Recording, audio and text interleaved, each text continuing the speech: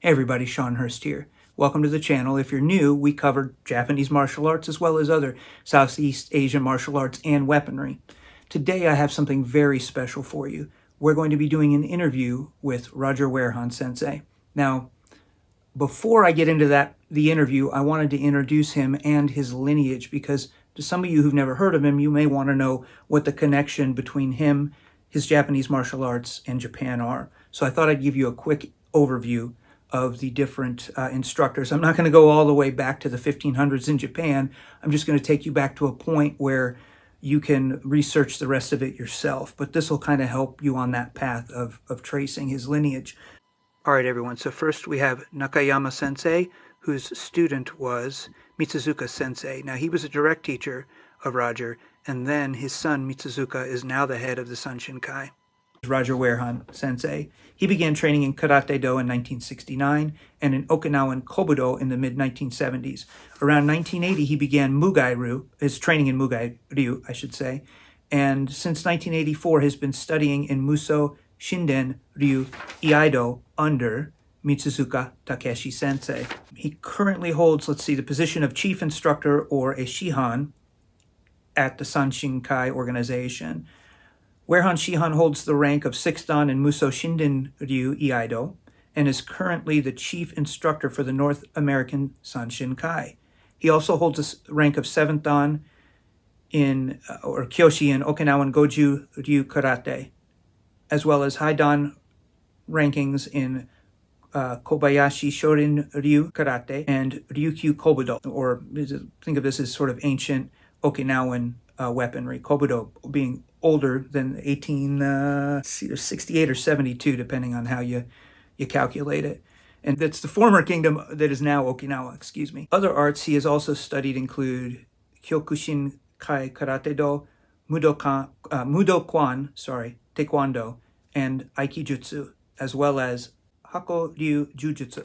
So, Sensei, thank you again for coming on the channel. I really appreciate it. We've got a lot to discuss today. And my pleasure. Mm-hmm. For the viewers that are watching this, I want y'all to understand and take away from this what a wonderful man that Sensei is. And I hope you gain a lot from this, because I think, unfortunately, sometimes, and this is strictly my opinion, there's a stigma that comes along with being a Western instructor, and I've heard it, where people may not think we're as good as other instructors simply because we were born in the United States or somewhere outside of Japan, if we're talking about Japanese martial arts. And there are a ton of great instructors that are out there, and I'm hoping to introduce you to those who may not know who you are. So with that, I guess first question would be, where did you grow up?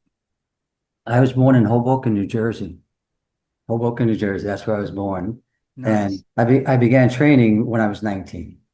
Oh, I had just around my birthday time in October. And, I was 19 years old, got a couple of my buddies together and said, hey, this sounds like an interesting thing to do. Because I grew up on Charlie Chan, the jiu-jitsu guy, later on Bruce Lee, and those guys. And it always interested me. And I was in Hoboken. Hoboken's kind of a rough town, and I was one of those rough kids. Grew up as a rough kid, so there was fighting, street fighting going on. It was rough. And there was a guy, I'll never forget his name, Danny Fallon, and he was in an older group above us. And all the guys would talk about is, oh, he did this, he's throwing kicks and he beat up these three guys and this and that, and you're a young guy and you're in a tough town and you just want to survive. yeah. So that kind of sparked my interest. And then, like I said, around 19 years old, got together with my buddies, we signed up. 3 months later, I'm still punching and kicking. They're gone. I don't know what happened to them, but which is like what happens. And so 57 years later, I'm still here. And it's the most consistent thing in my life, other than eating, sleeping, breathing. This is what I've been doing all my life, So, and it's been great. It's been a great life. Yeah, the people, the people I've met, the information, just the health wise. I'm in pretty good shape for my age. I'm still punching, kicking, and my kick gets up about this high, and still can do that, and have hip replacements. So That's much higher than me. Well, yeah, and most people don't know. They say, you have hip replacements, and I say, yeah, and I said, well, maybe we should get hip replacement, right? You know, so I said, no, you wouldn't like it. Yeah. So, but anyway, yeah. So I've been doing it, and my hips are pretty mature hips. I had my first one at 50, so Wow. that one's going on 27 years, and my left hip was done about 4 years later. Wow. So that one's about 22 years, in that range, 22, 23 or three. And these are pretty mature hips. And I I um I believe it's because of the muscular condition and the tendons and the Mhm. body condition was what supported my joints after the operations and both of them and kept me going and kept me just being able to function. So it kind of helped you to recover quickly. Yeah, I recovered quickly in both of them. Second one was less than, and within 3 weeks, I was on the floor teaching again and moving around. The first one was a little bit longer because it was a little bit more invasive. The scar on the first one was about Oh, 12, wow. 15 inches. The Yeah, second one was like this with scope. And so still, still something to deal with. But sure. the fact that my muscles and my body was in such good shape is what got me through and kept me going now till now. Yeah, Because most people my age are not functioning well. right. So I'm functioning well with 27, 25, 6-year-old hips. Yeah. And a lot of people, if you don't know, and although we read Sensei's credentials at the beginning, keep in mind he doesn't just do the sword arts, the kenjutsu or ei. It's also karate as well. So, Yeah, and my wife and I talk about that often, how the yeah, Japanese, particularly those in Okinawa, how good a shape they're in. For a lot of these folks are up mm, there, 80s and right. whatnot, and they're still doing it, and they look like they're in good shape. Mm, yes, yes, yeah. So yeah, and so like I said, I started at 19 and I started in karate. Mm-hmm. The organization that I just went through the phone book and I'm looking for a close first, in the old days, whichever's closest, that's where you're going and so on. Yeah, yeah, yeah. I started going down and people were not answering the phone. You Oh, know, wow. it was just not answering, not answer. So finally I get someone that was still in the area Right. and I lucked out because it was a good place to be. Because Nice. there are and I found out later that in the area there were some that I'm glad I didn't go to. Yeah. 'Cause I saw later on what they were. They were not authentic. They just didn't have good material, good curriculums. Yes, sir. And so the organization was called the Goshindo Karate Do Kyokai, and it was founded by Shihan Frank VanLenton. And he Okay. was a Marine that was overseas. He was there most of his military life. He was overseas, Okinawa, Japan, and so on. Oh, wow. And he had studied Goju Ryu, Shorin-ryu, Isshin-ryu, and some sort of jujitsu and grappling because part of our curriculum was we had a blend of these different styles with the kata. So it was kind of a fusion style Hmm. where it was Goju was the foundation and the katas that were based on Shorin-ryu origins, they were modified slightly to some more circular Goju type motion with it. Okay. Okay. So but we also did self-defense, Koshin Jutsu. Yeah. And this was part of our requirements. We had to do escapes, we had to do ukemi and rolls. That was all part of my training when I started. So it was a well-rounded training. And Shihan VanLenton was quite a guy. They called him the incredible Hulk of karate. Oh 54-inch chest, big my guy, goodness. big Marine, Yeah. and but just a soft-hearted, wonderful guy. You know, Yeah. he's deceased now. Uh, Most of the old timers are gone that were around when I started. So yeah. so Yeah. that was my start, and that was karate. I branched from there. I went to Kobudo. At the time in New Jersey, there was his name is Shihan Robert Hurton. Hmm. He ran a dojo and he was connected. He was the Shorin-ryu. This is where my Shorin-ryu comes in. And Okay. the Shorin-ryu that I do is through Kobayashi Shorin-ryu, which is Hmm. Shorin-ryu Shorin-kan through Nagasato Sensei. Okay. Okay, and that's my background in Shorin-ryu. So he was offering. We had three weapons that we did: bow, sai, and nunchaku, Hmm. and there was one kata for it, and that was it. And that's what was part of my curriculum in the Goshindo Karate Do. Right. So later on, when I met Shorin Hurton, he offered free training to any black belts that wanted to come to his dojo for Kobudo training. And I Wow. said, "I'll Yeah. I'm up, right?" So I go to the dojo and I started training in the the system through some of it was the Kobayashi Shorin-ryu, some of it was the Nitten-ryu. He was connected with a Shihan Ernest Estrada from Michigan. Oh, wow. Was He was some sort of probation officer, but he would go to Okinawa every 2 years, and he did some studying with Matayoshi Sensei, who I later met when I went to Okinawa. So Matayoshi Sensei was part of stuff that I was doing. And then the Shorin-ryu bow and any other weapons, bow, sai, nunchaku, kama, tonfa, eiku, nunte bow, so on. Those are the 7 weapons that I do Right. right now. And then from there I branched off. I was doing that for a while. And then right around 89, not 89, 80, I started looking into the sword. Okay. Right. Right. I'm looking into the sword, and I went to one of our camps. By this time, I'm not with the Goshindo Karate Do anymore. I'm with the National Karate and Jiu-Jitsu Union. I don't know if Okay. you've ever heard of them. I have. Yeah, Yes. they're an American organization. Hmm. It was founded by Soki Richard Balarjian. Okay. He's deceased now, and right now it's run by Stephen Johnson is Okay. the guy who got it from Soki Balarjian, left it to Toby Lewis. Toby Lewis's student was Stephen Johnson, Hmm. and I believe he's in charge now. Oh, wow. So I was chief instructor for that organization for several years.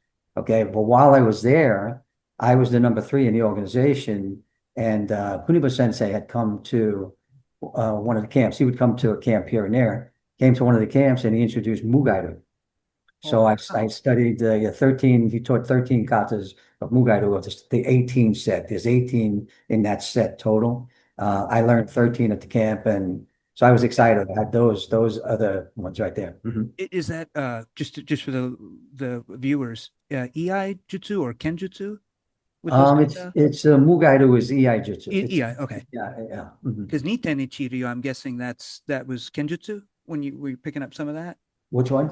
Nitten-ryu, you had mentioned Oh earlier, I no, think. no, that's Nitten Kobudo. That was Oh, Kobudo. okay. Okay. Nitten-ryu Kobudo. Yeah. Gotcha. Mhm. But not too short, not Yeah, that. that's what I'm thinking. I'm thinking, oh No, wow, no, man, this is Nitten-ryu. incredible. I think that came through Inoue Sensei from Japan. That was Okay. somehow brought in from there. She and Gotcha. Estrada did a lot of traveling, Okinawa and different places. So he had a great deal of information. And he would visit our dojo in New Jersey. And whenever I was training with Shihan Hurton, and he would come to do seminars, and I would attend the seminars, learn the weapons that he was teaching, and so on. Wow. Okay. That's Yeah. awesome. I mean, it's all awesome. I mean, anytime you can get to do any of this stuff to Yeah. me. Yeah. And then 84 is where my official training in sword began. Okay. Mitsuzuka Takeshi Sensei. So I was cold canvassed. There was a flyer came in the Mhm. mail, and it says, come to this summer-long sessions of Japanese swordsmanship in New Oh, York wow. City with the address, and I was downtown somewhere. And it just said the man who it was. I didn't know who he was, right? And so I signed up for it. I signed up for it and I went to it and just hit it off fantastic with Sensei. And at the end of always they're very polite. They always invite everybody come to a dojo in Japan and Yeah. be our guest and come and so on. And I was there that year when I met him, 1984. That year I went to Japan. I spent 30 days. 30 days total, but I went 2 weeks plus in Japan and then over to Okinawa, which is where I connected with Higaonna Sensei. Wow. And so, yeah, because as I explained when we started, I came into the art through a fusion type of Hmm. technique. Right. So, but of course, through all my training and research up to that point, 84, let's say from 69 to 84, I'm understanding that there's the roots of these styles. So I Hmm. wanted to see the root of Goju Ryu. I want to see the root of Shorin-ryu, and I want to see anything else Yeah. out there that I'm doing. I want to know where it came from. So Wow. I went and I connected with Higaonna Sensei. And in fact, my letter of introduction was from Shogo Kuniba Sensei. I said to him at camp, I said, I'm going to Okinawa in I think it was October, and now this was during the summer. Yeah. And she said, "Where are you going?" I said, "I'm going to see Higaonna Sensei." He said, let me write you." So he writes me a letter. So I wind up in Japan with a letter of introduction from the head of the San Shin Kai, from Wow. Kunaba Sensei, and that's how I got my connection there with meeting Higaonna Sensei.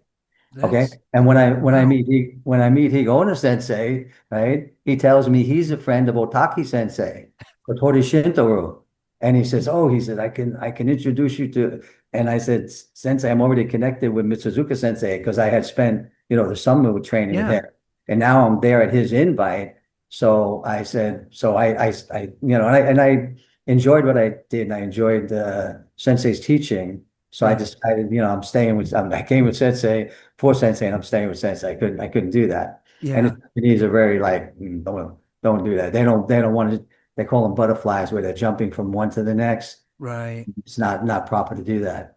So, so when I went there and I spent, like I said, 2.5 weeks plus in Japan and over to Okinawa, connected with Higaonna Sensei, hit it off with him, invited him back to come to America. When I got back, I would arrange it. And at the time, Chinen Sensei from Spokane, Washington, was the head of the country.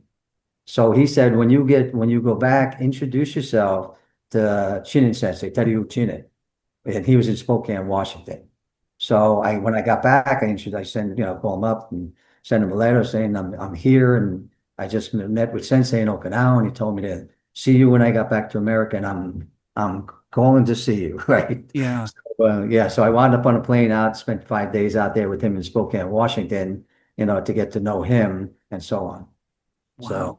so that was the history through through the karate, the kobudo, and the iaido.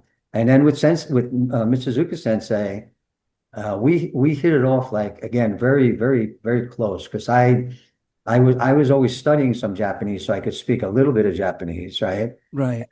So he liked that, and I was courteous. Had used the customs like they do. Mhm. Where most people don't, they really don't have much of an idea, Yeah. right? So Yeah. anyway, yeah. So anyway, my trip going to Japan, I think, solidified it. Plus the fact that I was a full-time Korea martial artist. I was by that time I had a Wow. dojo open, yeah, and I was full-time Korea, and he knew that I did that professionally. Right. So I went, like I said, I was there a month, did a lot of training with him. While I was there, I bought some iaito while I was there. Yeah. Some send back to America Yeah. and send them back, and I sold them when I came back to the U.S. and that was part Wow. of it. He paid for my trip, and he arranged all of that. Mr. Wow. Zup Sensei arranged it through his because he's eighth dan and they all know each other. So Yep. it's oh, I called my friend from so and so sword maker, and he did, and next thing I know, I'm sending swords back to America, and he was coming back to America the following year. And when he did, there was some issues with his arrangements and Mm. where he was staying, and so that was not working out. Mm. So I had at the time I was studying with the Japanese Swordsmanship Society in New York. Okay, Okay. because I met him through them. So I continued to train there, because at the time I wasn't even ranked. I was Mudansha when I met Sensei. Okay. Okay. Within 2 years, I trained for my Shodan with Sensei directly under Sensei. So at some point, he came to my dojo, and that was it. He did. When he came to America, he would come to my dojo, stay with me. I was fortunate enough Wow. that he lived with me. The amount of time that he was in America, generally, Yeah. he was living with me. Oh, Yeah, wow. I was a bachelor at the time, and Right. when he had his own room, and there was people always coming to see him, bring him gifts, and Yeah. it was outside the training. It was a fun atmosphere for him, and he loved it. Oh, I bet. And Yeah. I'm guessing you probably had those kinds of opportunities where it's the evening time or whatever, and he's like, "Hey, check this out." You ever get Oh, those kinds? Well, there was always private training. I lived above my Yeah. own building, so I lived above my dojo. Okay. So go downstairs, so we go downstairs and we're doing whatever, and he's teaching me. So Wow. it was good times. It was good times. I was so fortunate. Yeah. Yeah, So yeah. And man. he appreciated that I did karate and martial Mm, arts full time. He would come down. I have my children's classes starting at 5 o'clock. He hmm. would come out the back door, come around the front. He'd be standing there with the parents, looking through the window. It's a storefront, looking, Right. watching the kids, and Oh. smiling and just enjoying it. So we had the children's classes, teen class, then the Hmm. adult class, then the sword class. So these are our steady classes going on. Yeah. That's a So, toll on matter the of fact, body. Higaonna Sensei's son, when Higaonna Sensei came to my dojo on one trip, he brought his wife Alana and his son Seki, and Seki he was young, he was a little guy like this. Right. He wasn't really training karate. He was like, Sensei wanted him to, but he Yeah. wasn't. When he saw my children's class, he said, he wants to do that. He was running around doing I had them do obstacle courses and Hmm. do your rolls, your break fall, go up, hit the Hmm. bag, go do this, jump over this, and so on. He loved it, and Wow. he loved it. And Seki is his Japanese name. I don't know. I think they changed his name to Eric, Oh, right? wow. Okay. He went on and he continued training. So he was with Sensei throughout the years. So yeah, That's incredible. That's really yeah, neat. yeah. It's interesting. Yep. And so if I can just rewind for a second, I had this question I wanted to ask. I think I know the answer already, but I wanted to ask anyway. So it sounds like that you got into martial arts originally because kind of tough area. Would that be so that would it be a motivation of kind of self-defense? Or was it also a Um, curiosity? I think it was more curiosity. I mean, because I was a scrapper. I was street fighter scrapper. Yeah, And it's not that I could handle myself right. as a kid, but like I said, there was that mystique where, like I said about Mm-hmm. Danny Fallon, Yep. where all these guys are talking about him, and he seems to be controlling, not worried anywhere he goes. And so, as a young boy, Yeah. mature, that's what they're all looking for. Yeah. They're looking for that confidence and so on. So That's interesting because yeah, yeah, for me it's always been fascinating. Like I'm younger than you, but growing up watching Bruce Lee films, you'll remember back when in the 80s were great, or even late 70s, TV on the weekends, you'd have all the kung fu and Japanese right, martial art flicks right, and yeah, on TV. And so I'd watch these and I'm just like, is that real? Like, can the human body do that? And it would blow my mind. And of course, some of it wasn't real when they're flipping 4 or 5 times up onto a roof or something. But right, so a lot of it was, and I was just fascinated the way, it was just so amazing to me yeah. and so foreign and cool. Hmm. And I don't know. It's funny. My kids do martial arts because dad does martial arts, Hmm. but I don't think their generation thinks of it the way we did growing up. And I don't know if that's cultural, if it'll come back in the same way. Although Yeah. you teach, do you still teach children? No, I don't teach Yeah. children. I really don't have any children at this point. Yeah. But for years, years I did. I Okay. started them generally from 5 years old up. Wow. God bless you for that, because that's hard work. I I, tried, I and do not want to do it anymore. yeah, But it's you need a lot of energy for that. I get it because I did it for a little while and then had one of my other instructors that's like, I can't because my body. I mean, but the energy level, and I imagine you probably did this too, where you're going, kids are first, then teenagers, then adults in terms of your time, your right, schedule. that was So the by schedule. Yes. yeah, so by the time I'm at the adults, I'm like, guys, I need a coffee, and it's 9 o'clock at night or 8 o'clock at night. You know, Right, I oh know. Yeah, and people don't realize running a dojo. It's a it's a it's it's an event. Each class is an event. yeah, There's a creative process to it that has to come up. It has to be revived each class. yeah, Then, when I was young, I was doing all the calisthenics with them as well. Sit-ups, push-ups, yeah, stretching, everything that goes with it when you're young. You yeah, can do it. As you get old, you let somebody else do the warm-up, and then you go into the class and so on. yeah. Yeah, so yeah, it's the problem with the kids is that they don't know that they don't know it. They Hmm. think if their arm goes out like this casually, they think that they did what you did, and Right. there's a whole lot more of the detail and the mechanics and what's going on with it that they don't understand. They say, "Oh, I know how to do that. I did that." Yeah. You say, "Yeah, but you didn't do it like, and then you have Yeah. to play little games with them for speed and getting Hmm. energy up, for I always had stuff with the bags where, competitions with them and to give them some incentive to want to be better at it. Yeah. Okay, training in stances. Okay, we're gonna watch them grade for this particular move. We're gonna do a front stance. Okay, everybody's with you all judging the group. Watch their front knee. Their front knee has to be bent like this, and you have to see it that it's the shin is up like this, and Yeah. so on. Yeah. And give them a good point for that. If they don't do it, then they can't get a point, and so on. Yeah. And see Yeah. them boom.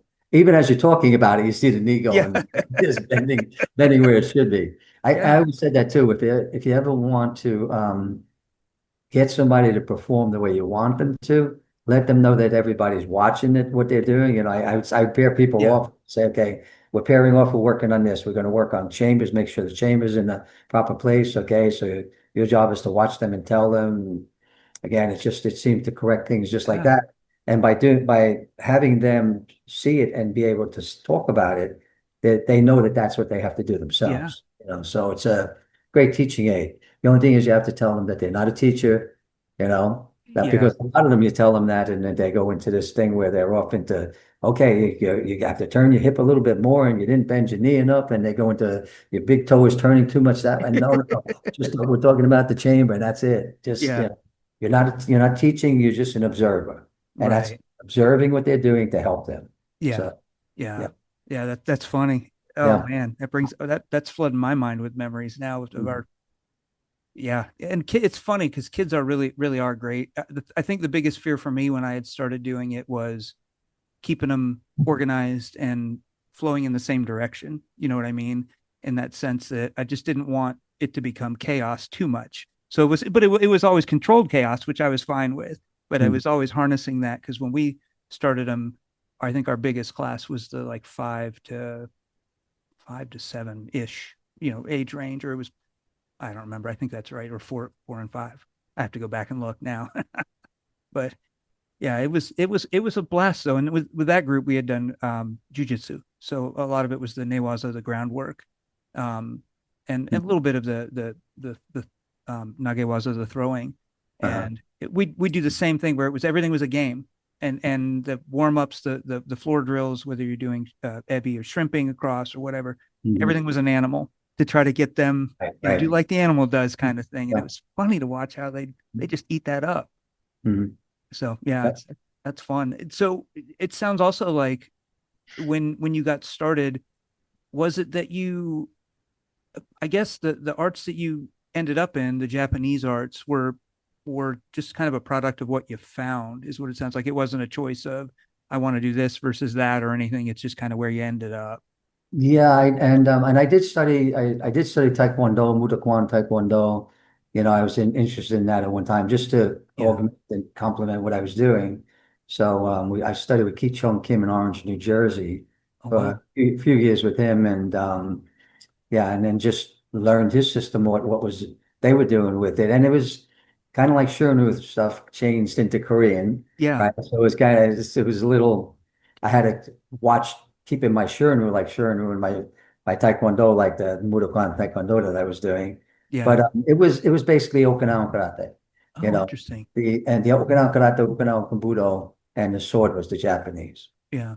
So did you ever find it difficult to kind of I'm trying to think of how to ask the question, compartmentalize each of the arts? Did you ever find when you're in a No. different art, you end up going, oh, that's the wrong thing, or Um, you you no, know what I mean? I know some of them they're so similar you wouldn't notice, but sometimes like well, it's sometimes I have to think about it because right now the sword arts that I'm studying, there's quite a few of them. Okay, for instance, our sword curriculum is based on Muso Shinden Ryu, and that's a three level system. right. Shoden, Shuden, Okuden, Omori-ryu, Hasegawa Isshin-ryu, and Okuden, Okuyai, right? Hmm. So Jikiden has the same thing. I'm a fan of Jikiden, So I decided I wanted to research it, and I researched it, and now I practice the Jiki. Then I do it for myself as well. I don't teach it. I Right. practice it, So I can say this is how you do Shohato, this is how you do Mai. This is the Gotcha. difference between Muso Shinden Ryu, this is Muso Jiki then. Okay, and they're slightly different things. Right. But they're so different. It's like if I were with five people, say you and four other people, I said, okay, that's Sean. I know Sean right there. Gotcha. What he looks like and Yeah. know what it sounds like, Sean sounds like. So it's kind of like that. It is all compartmentalized. Yeah. That makes sense. That makes a lot of sense. Yep. Yeah. Because just from learning what I have from you, I go, oh, okay. It's the same thing. Like, oh, that one, the heel needs to be this high off the ground versus some Mhm. systems might be higher. Others, they don't lift it up at all. All are fine. It's for me right now. I'm Right. trying to compartmentalize all of it and thinking, I don't know how Sensei does that. It's a lot of information. Yeah, people tell me that all the time, about the amount of stuff that I have, and I'm getting older now too, and I just had an issue about in April where I had something happen with my brain. Mm-hmm. So, and I was for a while I was getting like a little bit like normally stuff I could be watching five people go, and I say, okay, you have to turn your left hand a little bit more, you have to be wider stance. I could do them all at once. And Right. during that time period, it was where it was a little bit more challenging to do it. So, but they did some CAT scans on my brain, and because I had gotten dizzy. I Right. tilted my head back, I put some drops in my eyes, I straightened back out, I went like I was intoxicated. I'm Oh, flopping wow. around like this, I'm hitting the wall, and I'm like, I called my wife, I said, I don't know what happened, and I'm like, my head is pounding, Yeah. wound up in the emergency room and so on. But that was in April though, and it happened one more time, not so bad, maybe 3 months later. Okay. And this is all probably 6, 7 months It, ago. was there a headache accompanied with it the second time too? Had it, yeah, but not as That's fierce. No. bad. I Mm. was asking because I get migraines. They're ocular. And the headache part isn't the worst part, but I get exactly what you're Get those talking about. Yeah, stroke. and it's like a kaleidoscope, and it I starts get small and that. gets bigger, and I'm Yeah. like, and I So get, yeah, so you can appreciate the feeling when I got this thing. yeah, The feeling afterward, like when you get a migraine, you got the migraine fog for like a couple of days. yes, that's So the the worst part to pressure, me. yeah, it's all across my whole head, the pressure there, and it's there all the time now. Yeah, So something's going on where it's there all the time. yeah, So, and they've done 5 CAT scans, MRI, and they don't see anything that could have caused that. They said I have chronic ischemia in the back portion of the right hemisphere back here, huh, which is a thinning of the blood supply. yeah, Okay. So that could cause issues, and it's dangerous. You could have a stroke from it. yeah, So yeah. But oh, anyway, you just have to keep going and yeah, just keep doing what you're doing. yeah, yes, sir. Well, we're all going to get things, well, everybody's going to get something at some point. Yeah, That's yeah, so. that's it, that's it. And yeah, it does bring me hope when I'm training to know if I think if Sensei can do it, I'll do it. And just for the viewers, I haven't been training with Sensei for very long. I have the videos. My wife and I are excited about doing it. So I don't want to mislead anyone into thinking I've been training with him for a long time. I wish I haven't had that opportunity, but I'm hoping some of you may get that from being able to watch this and go, hey, how do I get to learn from him too? Mm. So yeah, it yeah, anyway, I won't go any further on that. I'm sorry to hear that, but I hope that doesn't cause you any more problems because I know from the migraine side of it, I get it. That brain fog is the worst, though. Yeah, I've had that a couple of times too. Like, what's that particular word? Yeah, And but then all of a sudden it's like boom, boom, boom, and these things are popping out that I'm like, where did that come from? yeah, Because I haven't even thought about that. yeah, Like I'll there's so much that I do as far as the arts go. mhm, I'm giving a lesson to someone and say, can we go over this?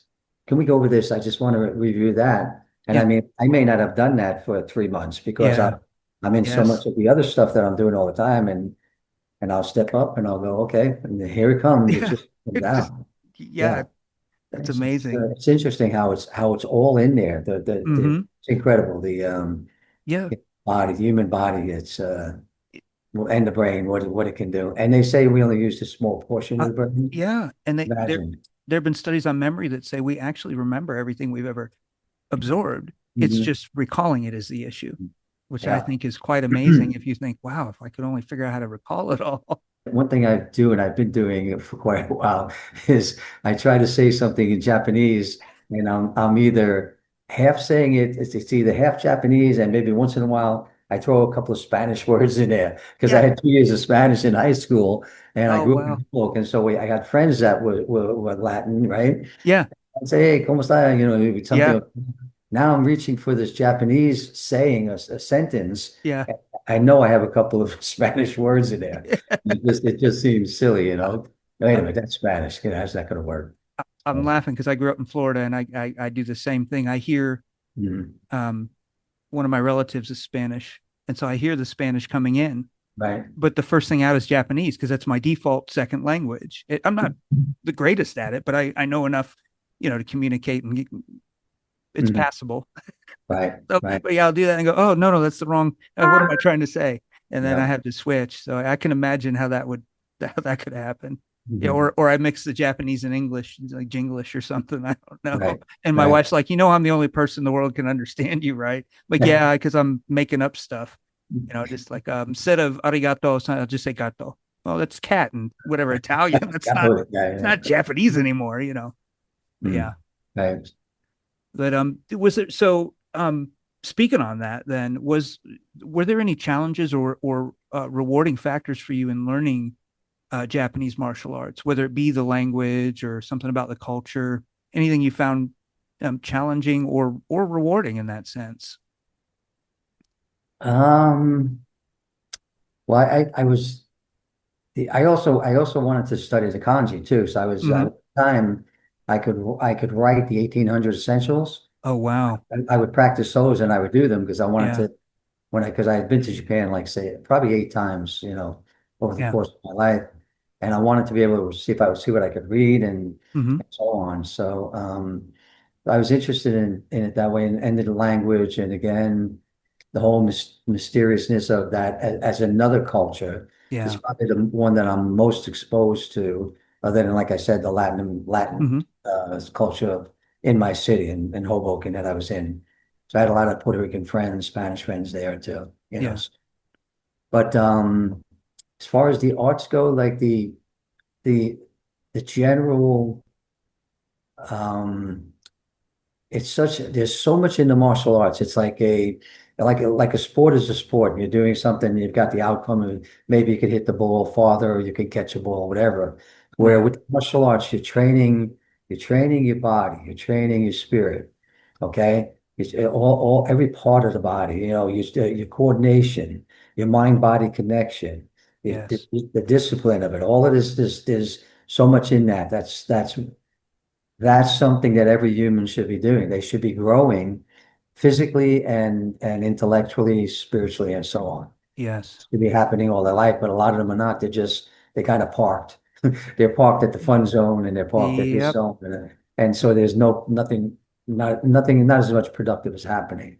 yeah, And people should find that that's what we're really here for. We need to grow and be yes. better human beings, and just be healthy and contributing human beings. Uh, There's a lot of them are not. yeah, So that's a great point. I have my Aikido instructor, Cho Holland Sensei, always says to me, all that martial arts, dot, dot, dot. And what he's saying is people, the same thing you are, these days do all that training and they don't improve themselves. They only improve the mm, self defense or the technique or whatever, but they're missing the core of exactly what you're talking about. yeah, yeah. And yeah, but that's a really great point. I, I'm guilty of it sometimes too. Well, we all are, Yeah, we like our distractions, right? yeah, yeah, yeah. I like that parking at the fun zone. I'm going to steal that. That's Right. good. So do you with that, do you have a favorite? Do you I think I know the answer, but do you have a favorite whether it's say weapons versus empty hand that you My sword is my biggest connection, right now to the martial arts. yes, sir. Sword, Kobudo, Karate, in Mm, that right order. over. And they Yeah. went the opposite way heading up. They went Karate, Kobudo, sword, right? Yeah. Now it's the other way around. And And yeah, does so that fluctuate? I mean, obviously it has from what you're saying there, but do you find even yearly, does that fluctuate at all? no, it's been being steady that the sword has been, the major part of my training, Hmm. and then the Kobudo and karate the secondary and third. Yeah. So, but it'll go in like if I had an interest, like people wanting to do what I do in the karate, Hmm. then I'd tune up and I'd be Yep. back here with it, you know. Yes. And there's a lot of interesting stuff that I was getting with the karate that kind of spilled over into the Kobudo and the Aido, but um, there was a lot of stuff that I was getting from that I wanted to share. But Hmm. it's always difficult, to find people to share, Yeah. especially because it is my ink. It's the way I survive, my income. Right. So I have to go where I'm getting Yeah. paid. So right now is the sword, but I'd love to be doing more with the karate because there's a lot of things going on in the karate that I'm finding out that are so much better than the normal way that people practice. Oh, Okay. that's really interesting. Yeah, they do for instance, there's a lot of Hmm. emphasis on Kihon, right? And Yes. Kihon is you have to have Kihon. Yeah. It's the foundation. It's that building block that starts you up, right? Yes, If you sir. if you can't ground, if you don't know how to support yourself and use your waist and everything, your hips and that motion, you're not going to generate the full power. You're not going to have the best way to move in different directions and so on. You have to Mm. have that. But so a lot of people spend a lot of time on that, but they spend time in a rigid way. Mm. It doesn't have, it's like weight training. I was just talking to my brother-in-law, right? Hmm. His son, it was weight training and he got pretty substantial here. You get to the point where you can't move your arm around like this to Can't scratch my back. scratch Yeah. anything or whatever, right? So Yes. that's an example. It's a good analogy because in the martial arts we need that strength, we need that, but we need flexibility too. Okay, Yes. so what I'm trying to connect is that um, the key home is usually people just stay in them and they're solid and they stay there and they stay there. Hmm. You need to be able to stay in there shorter periods of time. I call it long grounding and short grounding. Oh. Okay, Hmm. like beginners have to train in long grounding. You Okay. know what I'm talking about, right? To show them Yes. the way you're in and you're locked down and you Yeah. stay there, sunshine, whatever it might Yeah. be, Senkutsu touch. and your knees Yeah. together, tightening the adductors and so on. Yeah. You stay there, but the real art is going to be with short grounding, where you do that for a split second and then you move on to whatever happening. So the split second might have been with a strike, and then you move out and grab and I gotcha. something else. So I put together different drills to do that. Yeah, Oh. there's a bunch of them, and at some point I'll show you these, Oh, so that yes. you can Thank you. get an idea of what it is. Yeah. Okay, um, simple thing for, let's say, striking. Hmm. Which some people will go all the way back here and then they punch. Yes. Okay, generally think about like almost like you see motions like this where you're doing two Hmm. hands. Think of it as you're starting to move. If this hip right here Yes, is sir. back, then this hip is going forward. Okay. Right. So if you pull this back, you took the counterattack away from, you got the block, but you want to be able to move it so that you could counterattack right from the block. Okay. It Right. should be seamless. Okay. Yes. Um, I'm trying to get a clear way to get it to you. I, And for people looking at what we're talking yeah. about, because the 1-2 It, is not the way to do it. That's the way to develop it. yes. But it has to be 1-2. Yes. It goes just like that. It, It can't be boom, boom. and then two, right, because you Yeah, lose. yeah. Mhm. I'm When sorry. I'm excited. You got I me. had I had this high level instructor come to one of my seminars, Mhm. and he was doing that. Very powerful, very strong guy, Yeah. right? So I said, "Well, what if you did this?"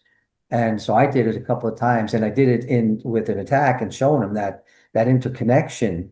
Right. And he said, "Wow," he says, "Yeah," he says, "It's kind of like when you're doing this, you have staccato. If Yep. you play music, it's a tap, tap, Yep. tap. This is not staccato. It's a boom. It's a boom. It's It's more going right legato. through." Yes, sir. Yeah, right. Okay. So So I said, that's a good way to explain it. This is not staccato. You might learn in staccato, but Hmm. you're gonna express it connected. It's got to be connected. It can't separate. Yep. So yeah, so this is the kind of stuff that I've been working on. So the other thing is hand positioning, just general body, hand, and leg positioning Hmm. when you're putting combinations together. Because most people drop their hands. Most people, the Hmm. motion that follows the motion that you just did is not congruent. And it might even be opposing, where you can't. It's not going to flow into something else like a boom, boom, boom. Hmm. So drills like that. I've been working on a lot of stuff like that. That's brilliant. Yeah. Mhm. It- And the other thing the other thing that I've worked on now in these latter 10 years of my life with the training was the continuity stuff and breaking down things in points. So did you see I know you had gotten a bunch of videos. Did you see the hidden movements of Japanese swordsmanship yeah. where I divided the five main Yes. Now I haven't gotten. Kisuke, I've Kirisuke. Yeah, I've Mhm. gotten through. I just got into. Let's see. I'm trying to remember. Furikaburi, I think, is where I'm at. Okay, so Because you did Nukitsuke because it started. yes. Okay, so Nukitsuke, I spent an hour and 10 minutes or so in the video on Hmm. it. Yeah. Okay. And I took 15 points, 15 points, right? Yes, sir. And I took them and I broke them down for some because most people the teacher never says the teacher usually pulls one hand back, but not all the time. Hmm. And they attack with the sword. Okay. So I decided to give the student an exact understanding of where every bit of where the sword is moving, where your hand should be, why it's there, and so on, pressing in, whatever it might be. And just so that they would know, because those questions are in their mind. If a Yeah. person can't execute technique, generally it's because they don't know what it is. Hmm. Nobody Yep. wants to do something incorrectly. They don't want Right. to make it that it's not a functioning motion. Why do it, right? Yes, So sir. you want to give them the reasons why they're doing something, the directions, the when it turns, and so on. Mhm. So I put that together, 15 points. Now there's 15 points, and then there's micro points inside the 15 points, but I Yes. could give somebody 40 points. Yeah. They would go like, oh, like this. So, but anyway, it's 15 of the main ones. Yep. Okay. And the way I got those points, Sean, was through the years of teaching. Hmm. I would have a question. So, Sensei, when do you Uh, turn the sword? Okay, and well, where's this? Where's that? Or I'd see them making the mistake, and I'd say, okay, let me put that on my list. I write it down. hmm. Now I got it. So now that's why I came up with these 15 essential points of drawing the sword. Yeah. So this is the way I like to teach.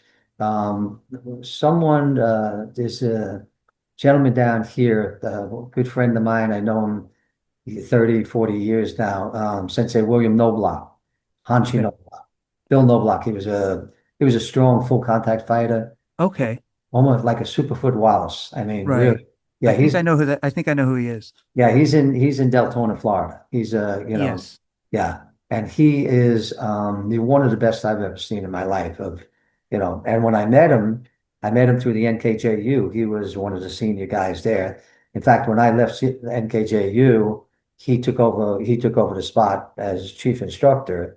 He probably should have been the chief instructor before me, way Hmm. a long time, but somehow I was in there. But anyway, he he kind of put that in my head way back because he was working on a reverse punch and he went through the parts one, two, three like this, boom, boom, boom. Got to have this part, that part, this part, right? And so Oh, I think somehow it was in the back of my head throughout the years, and that gave me that idea. I want to know every part of what's going on yeah. of the body motion, of the function, everything that's happening. Yeah. So that's why, that's my philosophy is to teach that way. You're a better teacher teaching that way, and Hmm. your students are better students because they know what they're doing. Yeah. In fact, when I went to study Chen style Tai Chi, this guy was a really really decent Tai Chi guy, um, Sifu Eric. And I asked him about points in it, and he said, "What do you mean?" And so I gave him an example Oh, he said, yeah, he said, that's great. He said, so he started doing that. Hmm. Because in all those different body twists and turns, where you're pressing, Hmm. the way things are moving. Okay, which Hmm. way is my force going? Does this hand turn with this hand, or is it bending down? Or Yes. give me some points. I need points here, Yeah. right? And so he started doing it. He liked that. He said that makes sense. So he started doing it. So I studied Chen style Tai Chi for about a year and a half, and I really, really enjoyed it. It Yeah. was it was so compatible with my Goju Ryu. It's It, all circular, the fudging, the yes. silk reeling, everything. It was just like I loved it. But then he was from the city, came to Pennsylvania, was there for a while, and then they had to go back. They Hmm. moved. He was gone.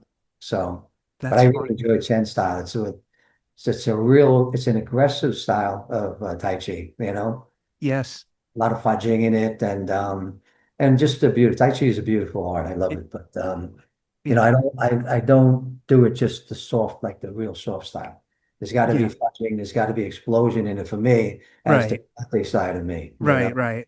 And which brings up another question. It sounds like um when you I know this, but for the viewers who may not, you're a lifelong student. You're not just an instructor. You are constantly learning to as well. Oh And yeah. Right. do, do you find you learn more that way or from teaching? If the question makes sense. Teaching, you're always learning from teaching, and Yeah. you're always learning. But yeah, the the beautiful part, let's see, teaching or let's say that again, phrase that. Yeah, it's a hard one to put into words. I'll simplify it. Do you learn more? Do you feel like from teaching or from being a student? If that makes sense. And it's kind of a trick Um, question, I guess. yeah, it's hard. It's going to depend who the teacher is and how Yeah. how well they can articulate and Yeah. demonstrate and so on. And but as far as the teacher, there's another thought I had on that when you just asked me that Oh, I'm too. sorry. No, but I forgot what it was. I had it and I was going to say something, but I forgot it. I'm always learning. Oh, what I'm getting is now that because I look at breaking things down so much, Hmm. my method of training, that I can observe somebody teaching even without them verbalizing, and I get the idea of what they're doing, Yes. and I'm doing that with different things. I don't I'm watching like a master instructor say teaching, and I know he's doing something, and there's other students there, and a student asked him the question, and I know the answer because I observed him doing it in this particular style, what he was doing. And Right. the guy's asking him a question, and I know because I just saw him do it, and I know what it Yeah. was. Yeah. So I say, "Oh, that's an easy one. Here it is." And that's a beautiful thing, when you're starting to feel that when you're watching people and Hmm. you say, "Okay, I see what they're doing, and I can appreciate that," and so Yeah. on. You know, you see the good and you see the bad too. Yeah. We Yeah. all have flaws. I see it in myself. I mean, I just did my class last night got interrupted by the receiver on the Zoom end. He was in Pennsylvania Hmm. and he had issues with his internet connection, right? Ooh. So I said, okay, I'm just going to run through the hour and I'll record it, Hmm. and which is what I did. And I'd been away. I think I told you I had gone to a wedding, Yes, so sir. I was away for 5 days. I hadn't touched my sword in 5 days, and so I'm doing my note though, and I'm finding a slight drop in my note though. It's just one Oh. of the things that I tell people, make sure this doesn't drop Hmm. here and so on. And now I'm Hmm. doing it. And so it's all the little thing. I'm trying to remember why I'm telling you this story though now. Um so yeah, it's like it's all these little things. I see them and I see myself when I'm doing them. I see Yeah. that slight thing and I'm talking to myself on the video. Yeah. Say, okay, you're gonna fix that before we finish up here today because you weren't doing that 5 days ago. Right. Now all of a sudden you did this little thing and I don't want to see that again. Yeah. So It. so I'm my biggest critic because I see myself all the time. Oh, yeah. I'm on video, It, so many hours per week. Yeah, it's funny you say that. I know exactly what you're talking about. Had to videotape myself for my students, and you Right. look back at stuff and you go, "Well, I do anyway for myself." I go, "Oh, man, I want to redo that," Or Right. you go, oh wow, I used to do it that way. Why did I change it? Or whatever it is. But it's funny because it keeps me humble, and you're a very humble man, I must say, for the amount of knowledge and skill you have. Um, but being a perpetual student, it seems like it's really can be humbling because I try not to go into place learning, letting them know all the things I do, unless it's relevant. Because I also have had people get mad at me if they don't know I was in some sort of instructor because they think I'm trying to steal their art, and I'm like, oh no no no no no, I just love learning. That's Right. not it at all. I actually had somebody get really mad at me once over that. Um, so anyway, I don't. Do you find that as well? That does it kind of humbling when you kind of you're going into something new and you're starting over? Yeah, I'm doing some things right now that are new, that are quite different, and Yeah, it is humbling. It's just, but you just have to figure out the way it's done, and then yeah, it's a mechanical process of something, and just keep running it through the motion of it, yeah, yeah. It's I And you've been through the other arts too, so yes, I've gone through this and this, and it's a matter of time and repetition. yeah, and And of course, with correct information, correct technique, of course, right? yeah. When I was a lot younger, it was humbling in a different way in that I can relate physical movement one fashion or another. I can go, well, this is pretty similar here. Okay. And I can kind of pretty quickly make an adjustment. But I'd go into somebody's class and they don't know that I'm an instructor. And that was humbling because now they're talking down to me. Because sometimes some instructors can be pretty harsh, not all, Oh, sometimes, and kind of being really hard on you. And it's like, man, I haven't been talked to this way since I got out of the army or whatever. It's like, yeah, this is, right, this is right, like, this is a different right. experience. Mhm, So that's kind of what more or less where I'm going with that question. But you mhm. you brought up another really good point. Yeah, I was lucky, that people when I was doing something, people could recognize that I had background, and Mm, or same with you, they probably saw that you knew something, but usually. But so when I was studying Kyokushin Kai Karate was another art that I had trained in. Hmm. Okay, it was a period in my life when I was teaching so many classes at the dojo. I said, you know what? I said I have to do something for myself. I have to get some instruction, right? Yes. So I Yes. went to New York and I signed up at Shigeru Yama's dojo Oh wow. in the city, downtown in the city, Hmm. and I would take the train. I take the train once a week and I go to his class and train with him, Wow. and I did that for a couple of years. A bit different, the Kyokushin guy is very, very big, the way they make motions. Like we Yeah. wash you like this, they do like this, Yeah. something like Yeah. that. But and the katas were slightly different and so on.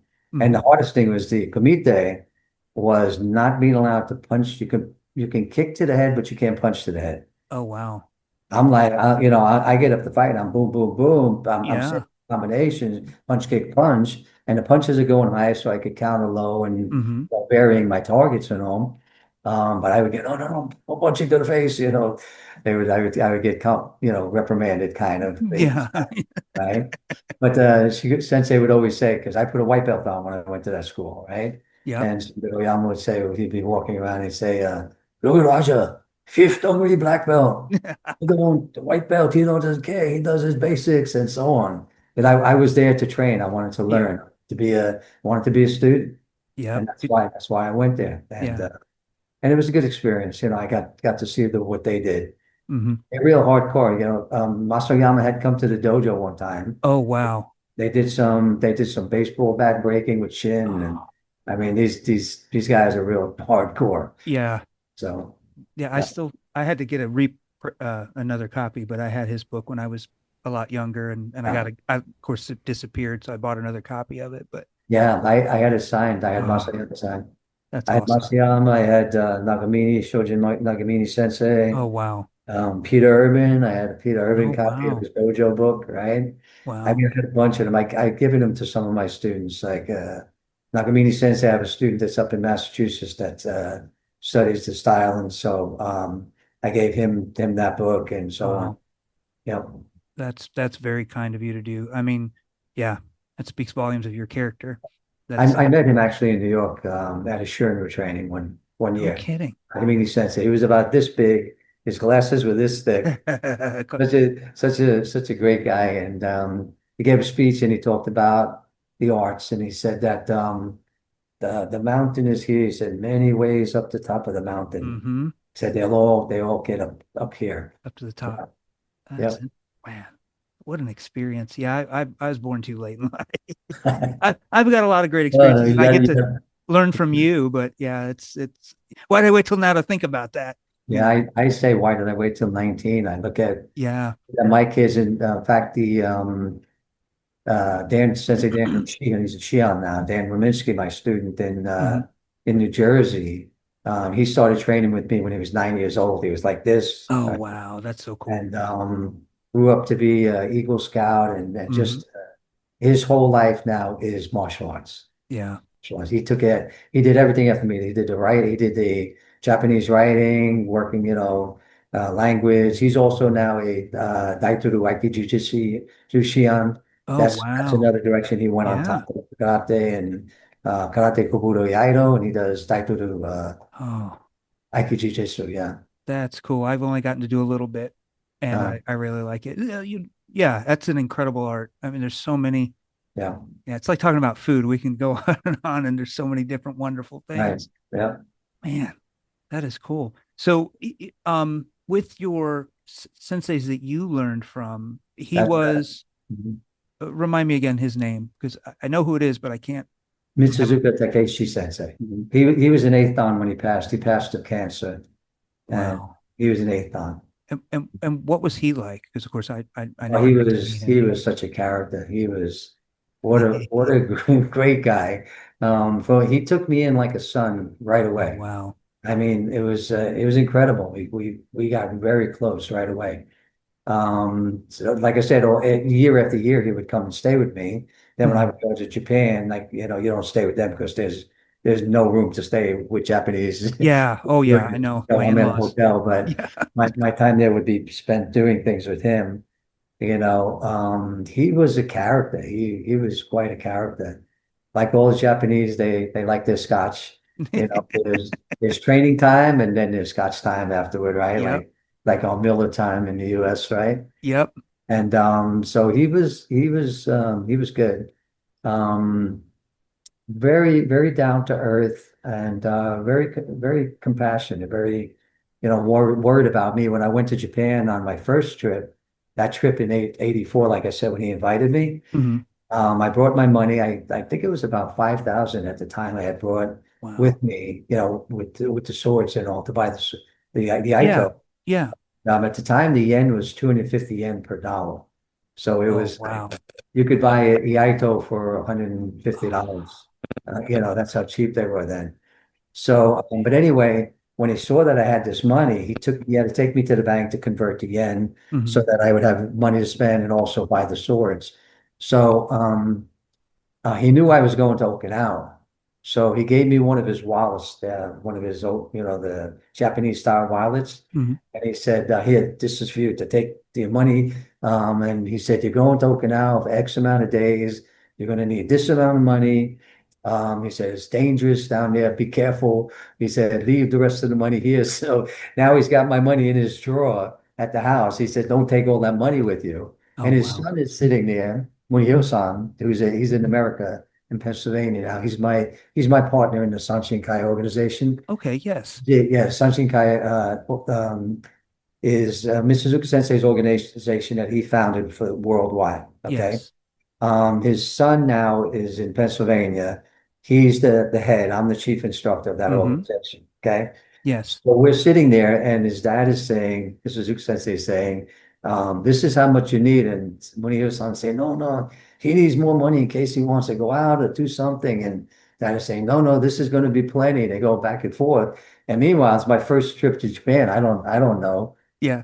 And I don't even know, like sometimes you ever notice when you're in Japan and you got Japanese money, all of a sudden seems like there's a lot there and then there's nothing. And then all of a sudden it lasts forever. I'm Yeah. like, what am I not getting about these 10,000, like a Yeah. Ichimoku yen and Yeah. so on, you know? Yep. I'm not getting this because sometimes it's gone like this, and other times it's lasting a day or two, right? Yeah, and I'm So always moving a decimal over two spots to try to convert, but then yeah, I forget it's not a 1-to-1 not in ratio no, anyway. So no, I'm like, oh, no. yeah. Yeah, then way back then it was 250 yen per dollar. Wow. So I could live large there with that kind of money. Yeah, that's a good time to go. Anyway, Sensei said, this is the amount of money you should take and leave the rest here with me. And I said, okay. So I took the amount of money. I came home with just a couple of dollars other than that money. I had everything I needed while I was there. That's So, awesome. and while I was there, I think that was the year I met Matayoshi Sensei. You heard of Matayoshi Yes, style? sir. I believe so. Yeah, I met him there. He's the multimillionaire. Okay. In Japan, he owned land and properties, and I spent some time with him. I didn't get to train with him, but I Mhm. spent some time with him. Wow. Yeah, I'm trying to remember how I got to meet him and be with him personally. I think Higaonna Sensei arranged it. Yeah. So That's anyway, so he was a very interesting guy too. The whole family's their generation Kobudo hmm and other karate as well, but Yeah. Kobudo.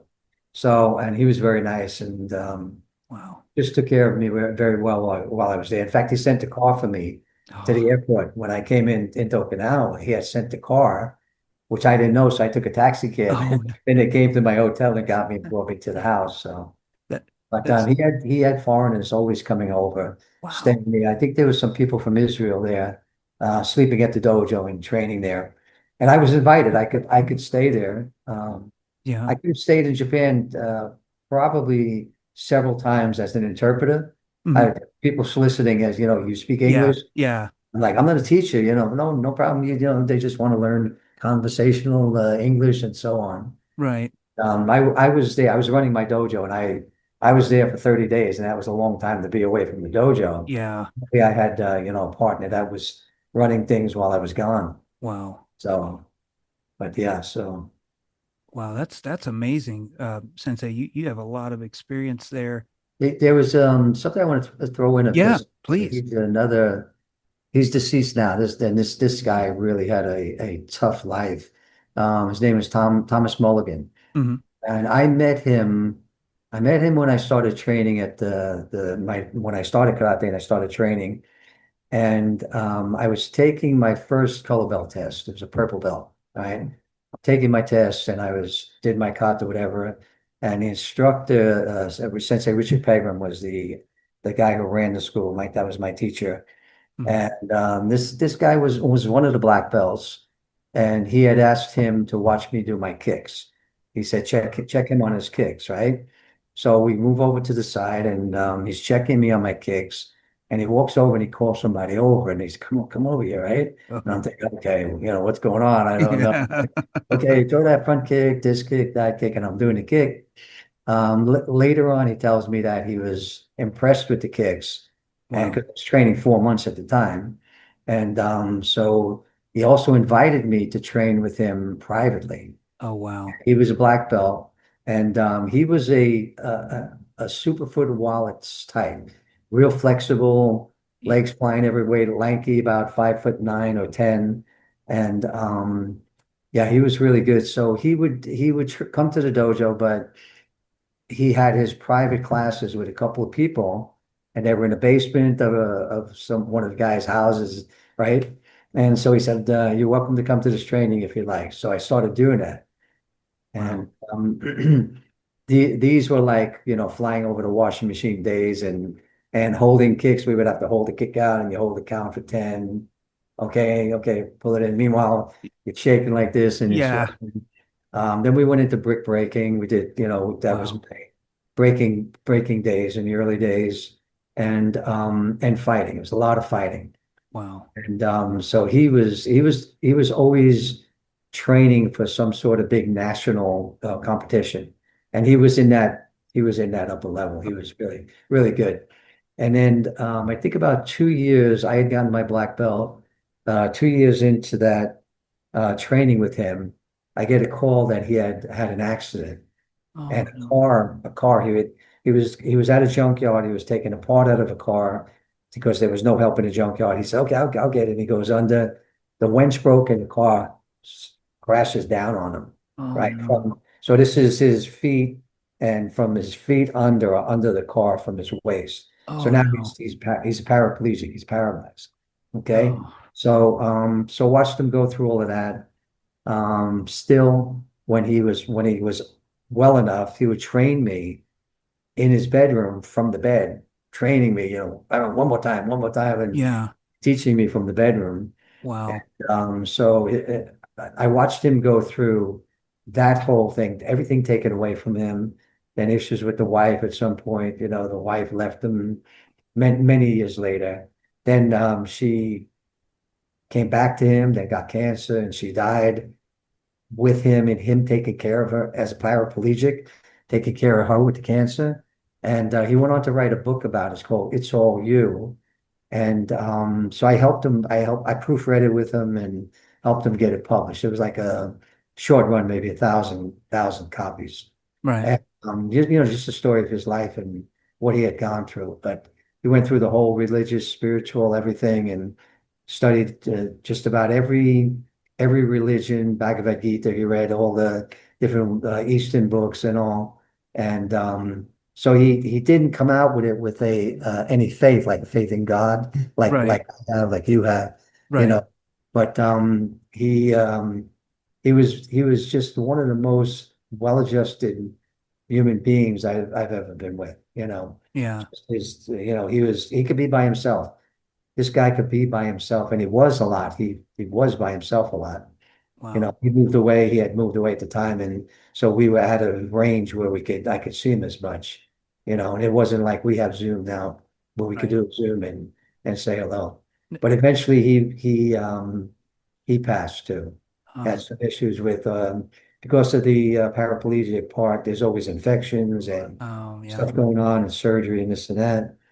And so he passed on, but he was a big force in my life because he's where I got a lot of my fighting training from. Yeah. He's strength training and fighting training. And did you Uh, tell me he wrote a book? he wrote the book, yeah. It's Okay. all you is the name of the book, yeah. Mhm. That's Yep. awesome. Is it, I wonder if it, you can still purchase it. No, it wasn't published like it was Oh, okay. self-published, yeah. I gotcha. Yeah. So and then we sold some copies, but I mean you'd have to know Tommy to, I guess, to want this book. Yeah. But there was so many great stories in it of and what he went through, just Yeah. what the man went through. Yeah. Uh, Lesser person probably wouldn't wouldn't come out of that. mhm. Um, I've seen people just get bitter and angry, Yeah, yeah, coming out of something like that. So that's mhm. amazing. What an amazing man. Yeah, yeah, he was great.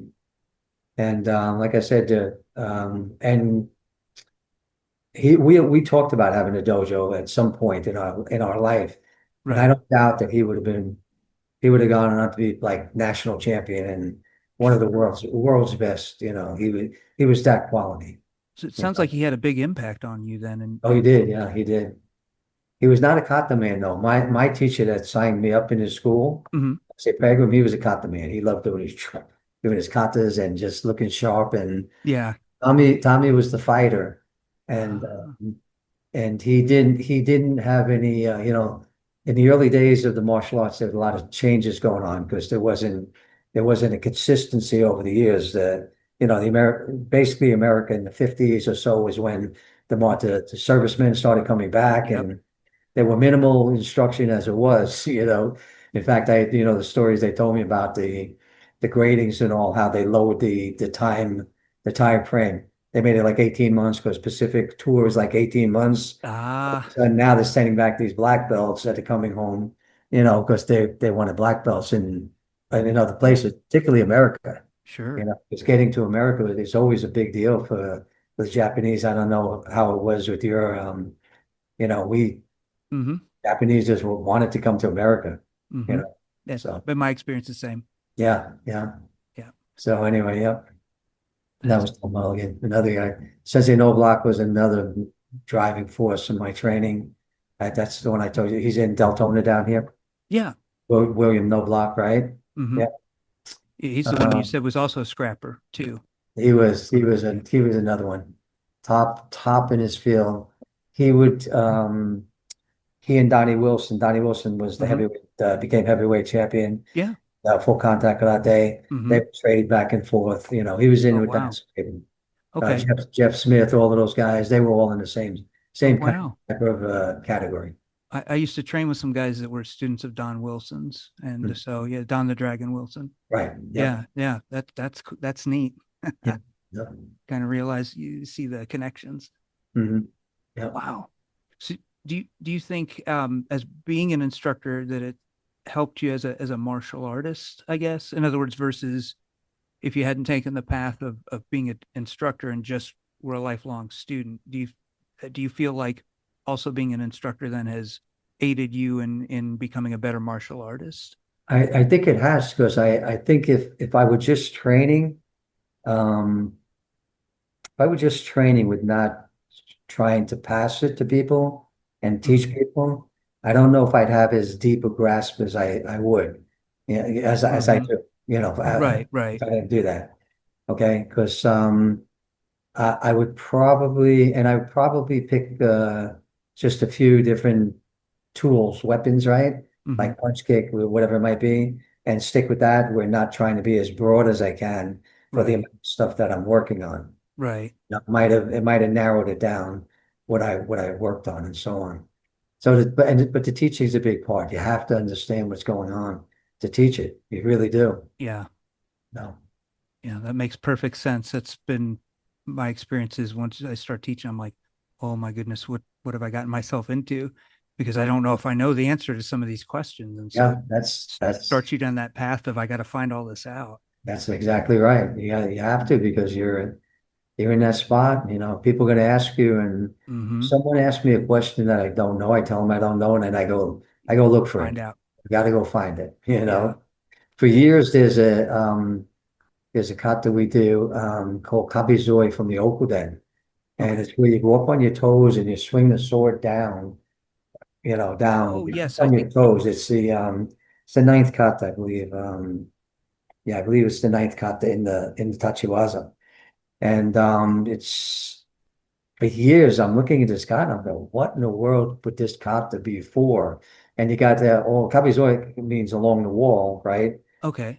Kabi is a wall, Yeah, yeah, right? yeah, yeah. Yeah, so you're in this spot here.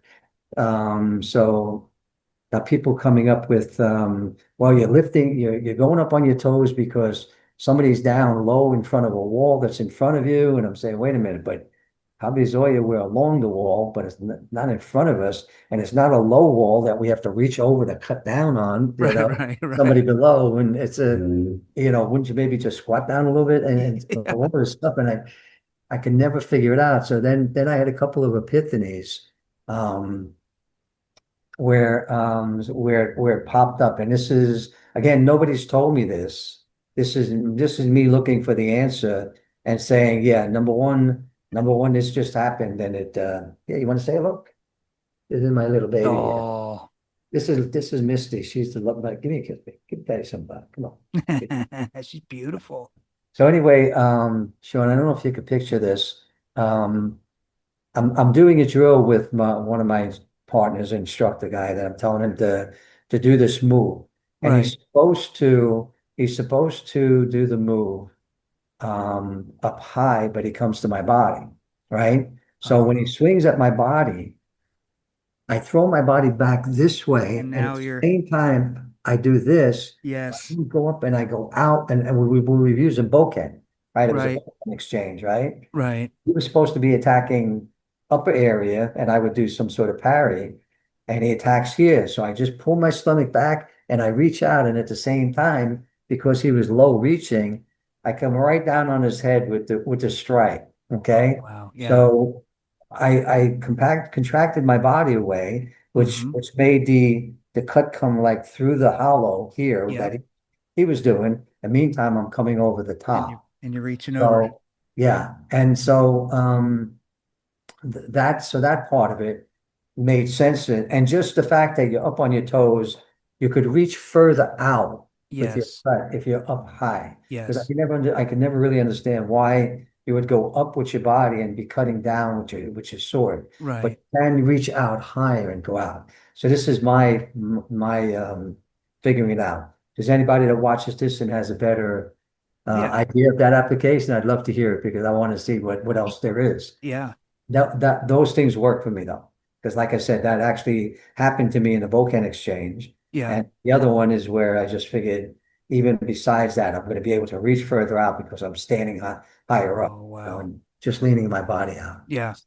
I have thoughts on karate bunkai like that from time to time because, as you know, some of the systems we've kind of, I wouldn't say I've lost them necessarily, but But you know what I mean. In some ways, you're I like, think, yeah, very common. I think the transmission of the technique, it was either not expressed correctly, it was right, transmitted wrongly. right, Now you're trying to figure out an application for it, which doesn't make sense. right. Yeah, and there's in So, particular, there's some where I look at and I trace the history, and I won't make this about me in this video or anything, but just to say that when I looked at it, I had this epiphany, like that's probably what that is. yeah, Oh, now again, same thing. If somebody has a better idea, that's fine. But these sorts of thoughts, when you look at it and line up what you're looking at, you go, yeah, that makes the most sense based on the body mechanics. So I yeah, like your interpretation, even if that some we got in a time machine and went back and they yeah. said, no, it was meant for this. I'd still go, yeah, but I like Sensei's version because I can visualize using You that. can use that. Yeah, Yeah, yeah, exactly. Which is what the fighting is for, and or I yeah. mean, yeah, the techniques in that sense for use. That's Yeah. amazing. And it's because there is a lot of grappling in Kapten technique. Any Yes. exchange where you're mixing hands with someone, Mm-hmm. you have to think about grappling. Yeah. Okay, so it is beneficial to have some sort of grappling or jujitsu, Yes. jujitsu, or whatever it might be Mm-hmm. as part of your training so that when you encounter, you can do that. Yeah. Like I said, I had to ukemi, I had to, all the rolls, the chikari and everything. Mm-hmm. Did all of that training when I was coming up, and wrist locks, wrist releases, Yes. the chokes, the whole thing. I was with Ki Chung Kim with the Taekwondo. He was big on the chokes. We Mm-hmm. would do chokes, and we'd be just about vomiting with chokes with him working on. Yeah. My goodness. Mhm. Yeah.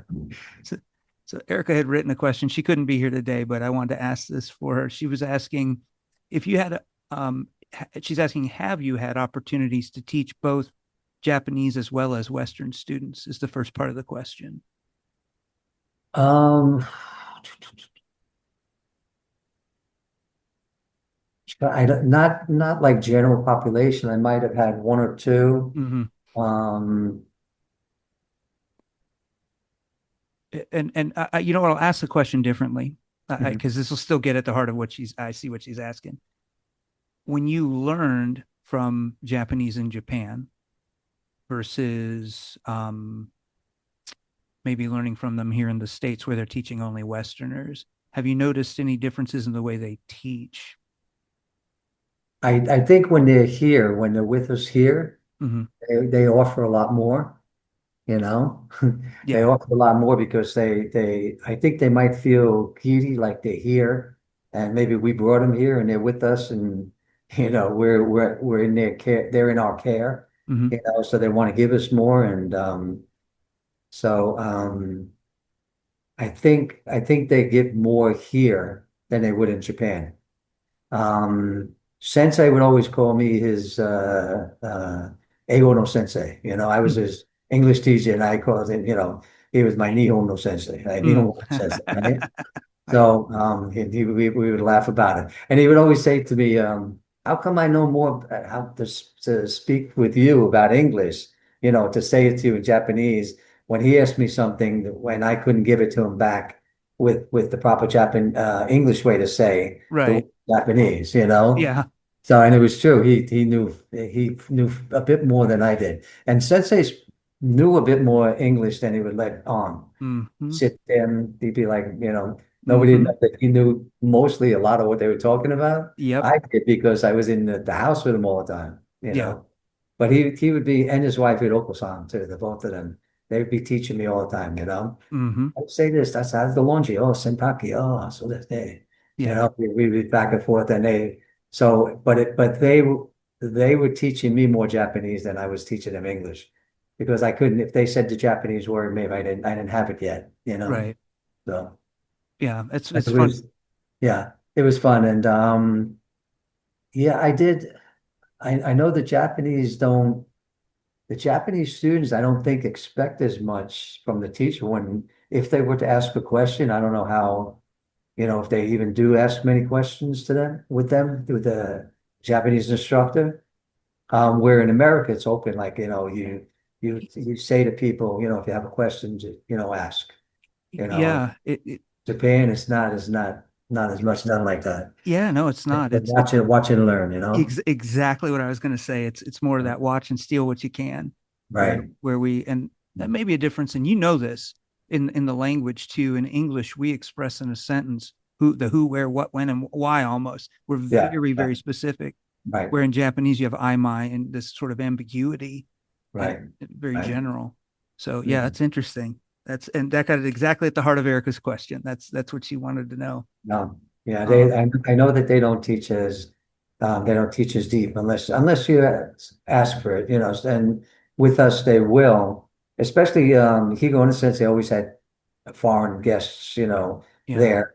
And Mitsuzuka Sensei, his son was schooled, he came to America and he was schooled at Texas A&M. So Ah, he's fluent English and yeah. Japanese, right? Right. So because of that, there would be a lot of foreigners that came to the dojo, to Mitsuzuka Sensei's dojo Okay. in Okay. Yeah. Japan. His dojo was on the eighth floor in Yotsuya at the police station. Oh, It wow. was, yeah, because he was retired police. He was a Okay. police sergeant. Did Yeah. did he do kendo then as well, by any He did chance? kendo, yeah. Yeah. The kendo, and he did katsu, I forget I think it katsu bone setting. Mm-hmm. They Okay. bone setting. And your water. I think he did some of your Yep. water. Yeah. Yeah. That makes sense. Yeah, that was all part of their training. Mm-hmm. So since he joined the Navy submarine division when he was 18 years old. Oh, wow. Suzuki Sensei, yeah. Mhm. That's pretty cool. It's another Japanese art that was done. It's very low art. It's very expressive and dynamic. It looks like capoeira, but it's a Japanese style. Can't think of the name. I'll put the name on the bottom of the video here, but that guy was a submarine, also a submariner in the Japanese military, and that just made me think of that. That's Yeah. interesting. Yeah. I know the answer to this, but I would love our viewers to get the answer to this. How can they, if I'm sure if they're like me, they're excited hearing all these things and your knowledge and are thinking, I really want to learn from Sensei. And so they're going to be different levels of that. People who maybe can't commit to a weekly thing with you and others who can. Are there ways that they can learn from you? And if so, where do they find that? Mhm. Okay, so in Florida, I have a class in Venice, Florida, Okay. and that's at the Limitless ATA at the school there. So I have a program that I run there, and I run two programs. I run a Kobudo program, Mm-hmm. weapons, and then also the EI program, the item. Okay, and it's on Wednesday night. Kobudo's at 7 o'clock, and then 8 o'clock is the item. So those two are on the ground classes. Where if Yep. someone local there, they could come to those. Um, if anyone wanted to study by Zoom, a lot of what I teach is by Zoom now, because I Awesome. was originally in Pennsylvania and I moved to Florida. I've been down in Florida for 3 years now. So bulk of what I'm doing now is through Zoom classes. So I teach Zoom classes. Those classes that I just talked about, someone could Zoom in and train in those classes. I do another class on Monday night with the Pennsylvania school. That's in Hawley, Pennsylvania, and that's a Zoom class. That's at 7 p.m. To 8 p.m. and that's the idol. Okay. Okay, so I do that class, and then the other classes are general Zoom, either private. They're generally private lessons, Mm-hmm. and but I do some seminars as well. That's Okay, right. for instance, if a school wanted to conduct a seminar, Mm-hmm. they'd be able to have me do a Zoom seminar. They'd be able to bring the information to the school, also probably make some money for their school too, depending on the amount of people, that they have for, Right. okay? And that would be in any of the three, karate, kobudo, iaido. I would do any of those. I do travel. I'm heading to Texas in January. Oh, wow. This Saturday, I'm doing a Zoom class with Philadelphia. That's the iaido. That's at 1 p.m. Mhm. So it's like that. Things are going on all the time. Sounds like it. And your website is, I'll put a link Mountain, down in the yeah, description, but it's mountainteachings.com, mountain, teachings with an S, teachings.com. .com. And you also have on there tons. We haven't even scratched the surface on all your knowledge. I hope we can have you back on again because I have so many questions to ask you. But you've got videos as well, correct? Yes, yes. And Videos in all three of the arts. From karate, I've got videos on Ippon's, like one steps karate. mhm, I have the 12 kata of Goju Ryu. That's one of the videos I did, and I was doing a seminar with a group, one of my classes with my groups, and they just wanted to have all the 12 katas in one spot in the seminar. So I went through the 12 katas. So it's mostly the forms with a little bit of information here and there, with some applications and so on, and supplemental drills for them. Um, then there's I have the hidden movements of Japanese swordsmanship, the five primary techniques that we use in sword, and the breakdown of them. It's two set video, and it's about 2.5 hours. And I spent at least an hour and 10 minutes, like I said, on just the Nukitsuke, the drawing the sword, yeah, and with the 15 points of that. And then there's advanced bunkai applications, um, essentials of fighting. That's a punch kick combination type idea. Kobudo, just about everything, every there's, different Tenryu no Kun, I developed a double nunchaku kata that I do. oh, And Tenshino nunchaku, that's one that I developed over a period of years, that pretty detailed, pretty intricate, with a lot of manipulation that's not common. Like most of the time, people do double nunchaku, they're doing the same thing, and maybe they'll right, cross. right. This this is like double directions, double angles, Oh, circle, it's all kinds of. yeah. I hadn't thought of that, but yeah, that makes perfect sense. Yeah, so there's a there's a lot of different things in that. And that's it. Like I said, the karate kobudo iaido, there's a bunch of things on there. Yeah. And I Some of know them, what, yeah, there's a comparison one that I did on the Muso Shinden Ryu with the Muso Shinden Ryu, which is my primary style is Muso Shinden Ryu. But I right. decided, okay, let me show people what the difference between these two are. So I did put together a series. And some of the stuff that I produced, it's classroom setting where I was, and I would do this again because I enjoy doing it.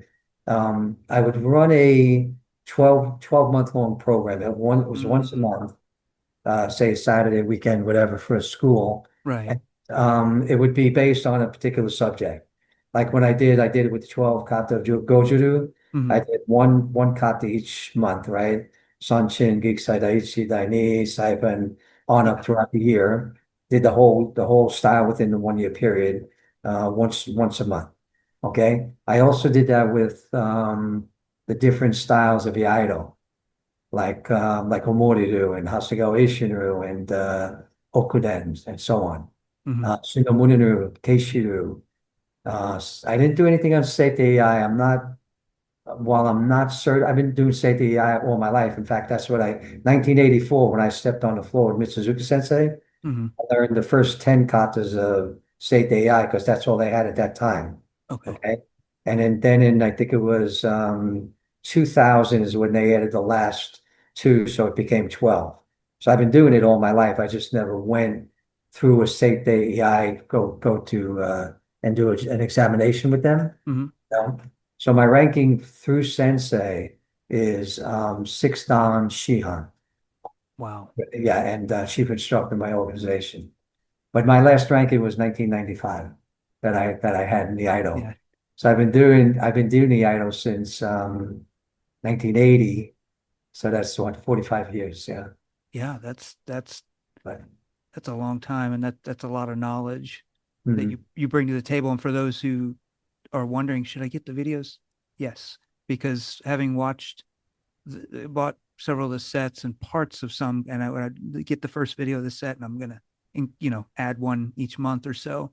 They Mhm. are awesome, and I like the fact that you did them in a classroom setting because it you get those questions people ask, or you see that thing that they're doing over here or over there, and you go, "Oh, don't do it that way." Think Yeah, about this. And so I really like that right. because I thought they're very good. And of course, then some of the other ones that are more where you're just addressing the camera like this. I think the secrets one, right? Is that one's? I think it's just Which you in one? front of the camera, I believe. Well, And they, it's Hasegawa Eishiru and Omori-ryu, they were all, they were all oh, where I commercially produced those mhm, and did a lot of editing with it and so on. yeah. And the So thousand kata one, oh my goodness, did that you one, did just the you did first, you yeah, just the first 10 minutes. I'm like, wait. You so mean? mhm. Here's the story of that one, Sean. That was I had done the Omori-ryu, the red cover Omori-ryu kata. Mhm, That was my first one, right? okay. And so I did Omori-ryu, and then just through my practice, I'm looking at it and I'm learning all these other things. And I said, every one of the katas we do, it doesn't matter what they are, whether they're empty hand, kobudo, whatever they are. These are just like a peek into what's there. Mm-hmm. Okay, because it's in a format and it's boxed. Okay, so you can't say it's this, but it can be this because that's what it really is. It's Yeah. everything. Okay, but you have to present it like, and I always say this about particularly that thousand kata series. Mhm. Um, if you went into a dojo and someone said to you, "Okay, going to work on a thousand kata series," Yeah. within a month, you'd walk out the door, you'd be saying, "I don't know what he's talking about. Yeah. First, he told me to do it like this. Now we're doing No, it we like like this." that. So you have to have a background, you have to have a foundation. Yes. So this is what the styles began as. This is the way you would do shohato, the forward kata, right? Mhm. Just the way you're going to do that, okay? But later on, you're going to understand it's not for just a zero line. It has this quadrant, right? Yes. I give it like a 90-degree quadrant. Mhm. You cut it in half, it's 45 on the right and left, Mhm. okay? So now if you did that kata on 10-degree increments, okay, over 90, you now have nine different shohatos because there's one you turn slightly and go, Yeah. whether it's left or right, okay? Yep. Then you have the movements, okay? As you close in distance to the enemy, we usually do a slide up to the rear, the front foot, and Mhm. then the front foot, and that's the standard. Okay, Yes. that's what's taught in the style. But Yes. what about the attacker that you struck and is closer to you? Yes. Now you do like the Jikiden does. The Jikiden just makes like a little shuffle, like Yes. the distance and moves up. Okay. Yes. What if it's less than that, or half of that? You come halfway to that. Mhm. So now I added three different ways of making the advancing, the erimi, the entering Mhm. into the attacker. So Yeah. now you take that three and you multiply it times the 10, the nine different directions. Now you have 27 different ways so far, Shohato. Mhm. And if you vary the Nukitsuke, the way you attack, Yep. and if you vary the way you furikaburi, instead of Yep. furikaburi this way, furikaburi with deflective angle and cut down. Yep. But now you got those and you multiply it by nine. All right. So you see where that's going? That's going, Yes. it just gets crazy. And I said a thousand katas, like just saying, I'm just going to make it, this is a Yeah. lot. Yes. Really trying to say we're going to do a lot. It Right. exceeded a thousand katas. It Oh actually my. exceeded, and I never thought it would do that, Yeah. but it exceeded it because of just by what I'm saying to you. Yeah. It, Just yeah. That makes perfect sense. One of and my. then so there's just so much there. And Yeah. then then you got the standing variations of every one of them and so on, which most Yep. people don't do. And if you look at the styles, they're almost like a 50-50 stand seated and standing. Mhm. Right? And a lot of them start seated and work standing and then sit back down. So I call that a standing kata. That's not really a seated kata, if you ask me. You Yeah. might have gotten up from say as it did your attacks and all, and then you sat back down just to finish. But you wouldn't necessarily have to sit back down, once you're done fighting. It's just that's Right. the ritual. That's the right. training ritual that you're going to do, you know? And for those of you that are saying, well, I've got bad knees, don't That's, worry. you know, many people that I had come up with showing that these people couldn't train anymore. And these were really sincere people. They loved the sword. They wanted to continue to train. Yes. They couldn't kneel down in it. And we're talking Japan too, like these Oh, old, yeah, it happens. Yeah. and they're done and that's it. And nobody wants to give them creds for, what they knew and what they could share. And Yeah. and now they're gone. So I Yeah. see what can be adapted, within certain bounds for standing Yep. and do those. So I have an idea that the kata too will meant not just to be, if you think it's just a forward kata, that's not what it only could be. If it's a straight on, like a forward, Right. say shohato we're talking about, right? Hmm. So I do shohato with a forward kneeling, and then I do a shohato with a backward kneeling. Then I do a walking three-step, shohato attacking forward. I Hmm. do a walking defensive. I do a standing stationary where you take one step, make the attack just like as if you were kneeling. Oh. Offense and defense, both of those. So basically, if you count the Seiza kata and Hmm. you took the four methods of two walking forward and one forward and one backward, and Right. then one making a one step forward and backward, you've Hmm. got five methods of each kata right there. Oh, wow. So you turn your 12 katas into 60 katas right there, Yep. which is that. Then take each one of those in 10 degrees. That's times nine. Now you got 540 katas. And And that that's hasn't even varied the and that's just Nukitsuke or doing, any of that. yeah, you have me buried the Nukiske, the Oh, Furi, the Furi Kabudi, and yeah, there's four different Furi Kabudis as well, too. Like we yeah. do multiple, our 40 Kabudi goes out here and up and around. They call that a triangle. Yes, Some sir. people don't like that, but Yeah. that's what they call. Other people, when you do Seite, you come through the ear and you come here Hmm. without dropping this elbow and come up. Come up. Okay, and that's the Seite method, Furi Kabudi. Other styles of Muso Shinden Ryu might bring the sword across the body level, bring the right hand above from here while the sword drops behind Oh, and cut. That's another method of Furi okay. Kabudi. So you got all these different types of footy kabuddi that you can do as well. So there's three of them. Let's say three or four ways of doing that. Yeah. Multiply that times the 540, and now Hmm. you've got 2,160 katas right there, Yep. and on and on and on. And this is all stuff that Eh, you know. Then the other thing that I want to contribute is to let people know that each style you have a Moriru, Hasegawa Ishinryu, and you have Okuden and the Muso Shinden and the Muso Jikiden, right? So basically there's a way of doing these, and these, but they should be able to be intermingled and mixed and mismatched and do whatever you want with them. Like go in one direction and turn into another. Like I took Shohato, even within say Omoriru. I take Shohato and I go forward with my Shohato, 1, 2 cuts. Hmm. Okay, the next kata in the style is shato, which is a side kata to our left. Hmm. Okay, so all you have to do is pivot from here, cut across, go to this side, and do your regular cut over there, and then fall back, and then turn to the front. Oh, And you've done. I Nitten-ryu. call it compounding. Okay, so now I put two katas together. Okay, Hmm. so the sixth kata, Ryuto, defends outside here, deflection and cutting, right? So after you did Shohato, you did your first cut. Imagine the attack coming here. Just move Hmm. up, block this way, go past and cut with a kiss gun. So now I've got this compounding of the katas within the same style, but also then within inter style. Mm. So you Yeah. got all those layers of how you can do these katas. Eh, eh, Most people never even see the whole style to begin with, the three levels. Right. And but this is just the way what happens and what's supposed to happen. All our knowledge is supposed to come out in any direction with whatever's needed. It's like having this whole, Yep. case of all the things that you could do Hmm. pops up when you come to that angle or that Hmm. direction. And that's what Yeah. it's for. Yep. That's what it's for.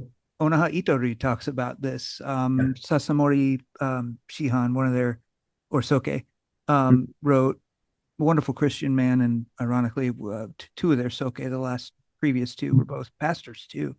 And he writes, released, I don't know, you're probably familiar with the books, but released all of their secret material, all the Mokuroku, Mhm. everything. and talks about how you start out with the one and then you go to all of these variations and it all collapses back to one. And this is so brilliant. And for those of you, the reason I'm mentioning that, those of you watching that are thinking, that's too much to learn. That's not the point.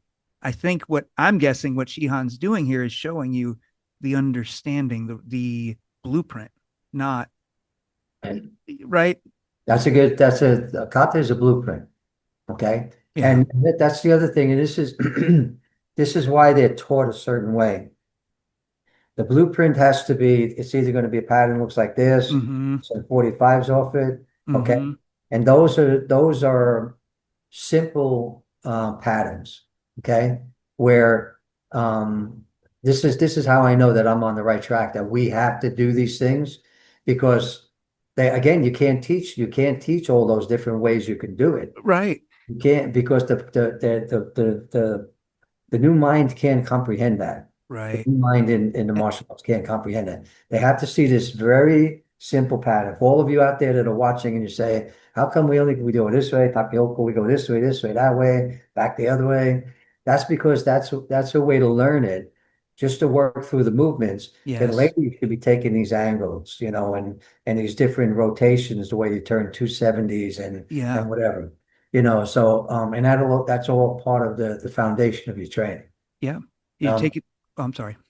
but the word you use, blueprint, just triggered that in my mind that again, it's a blueprint, but it's a very simple blueprint Yes. just because it has to be transmitted.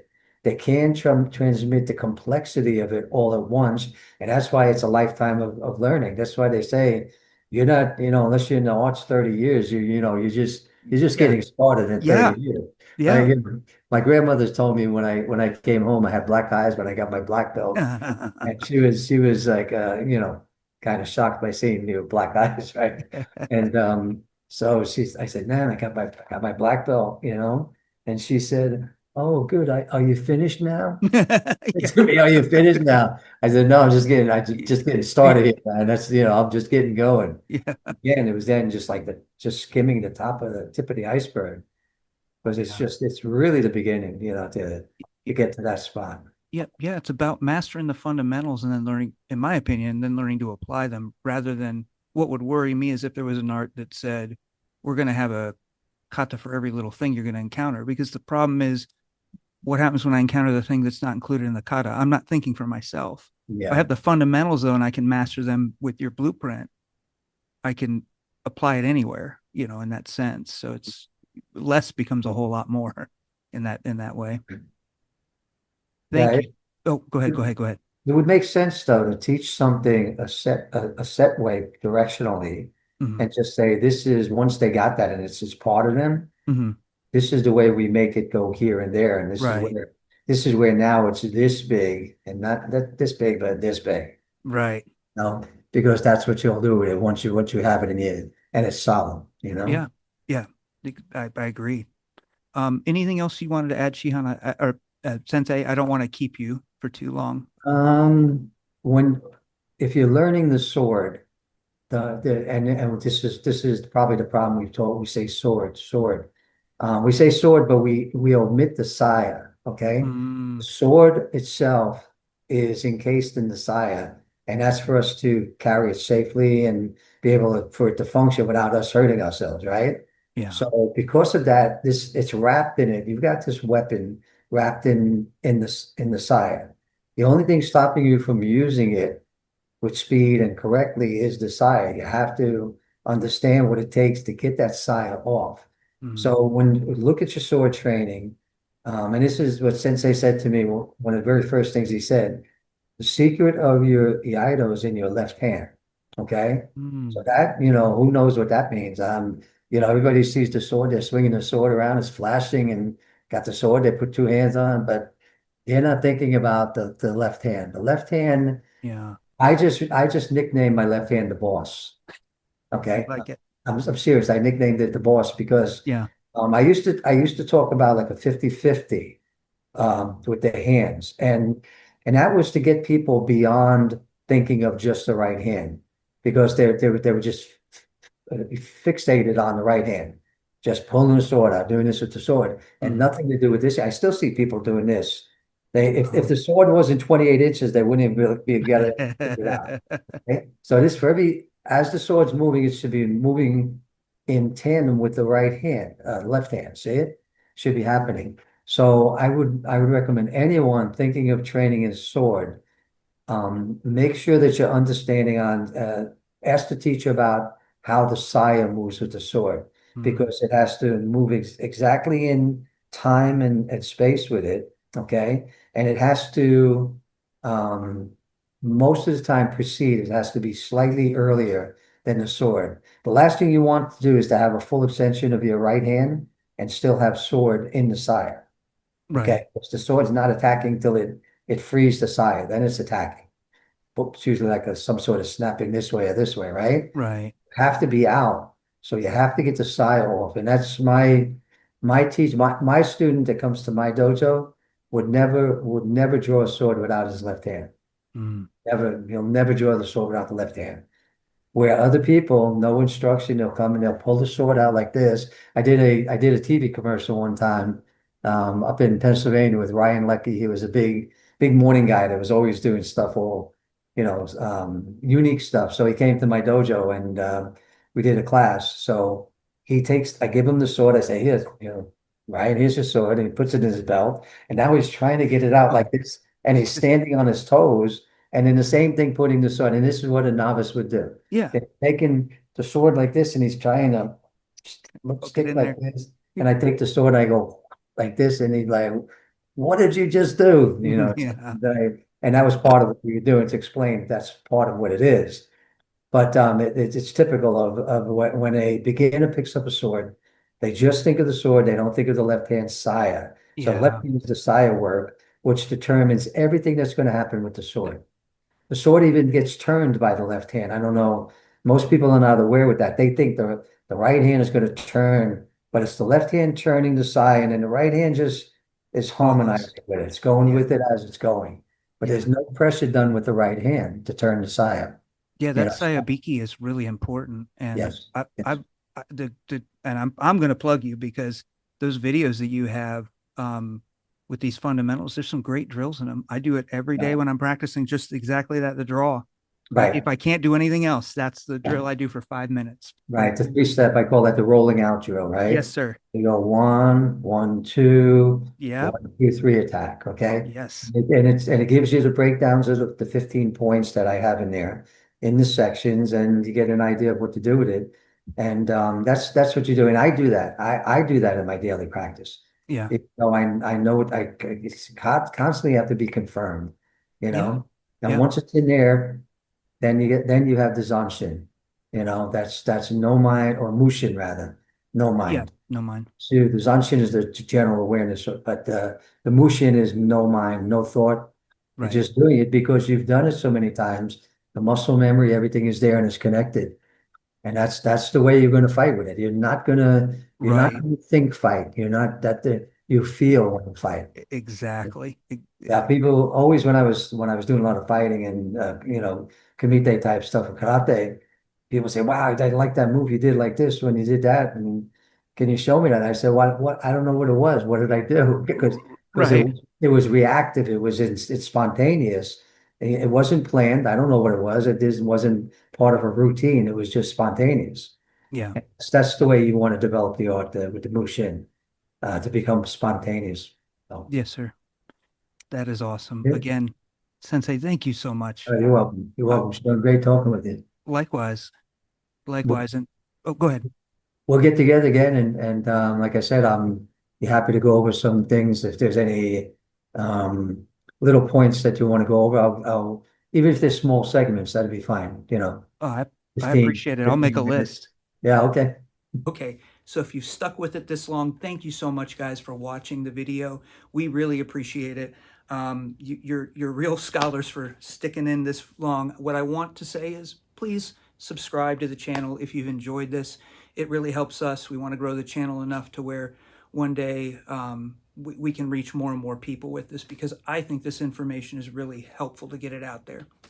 I'd like to do more interviews like this to expose other folks that are looking for good instructors to those instructors. In other words, making the connection between the student and the teacher, so to speak. So Hopefully this has been helpful to you, and hopefully you've enjoyed it as much as I have. So give us a subscribe, a like on the video, and share it. We really appreciate that. All right. We love y'all. God bless. Take care. See you soon.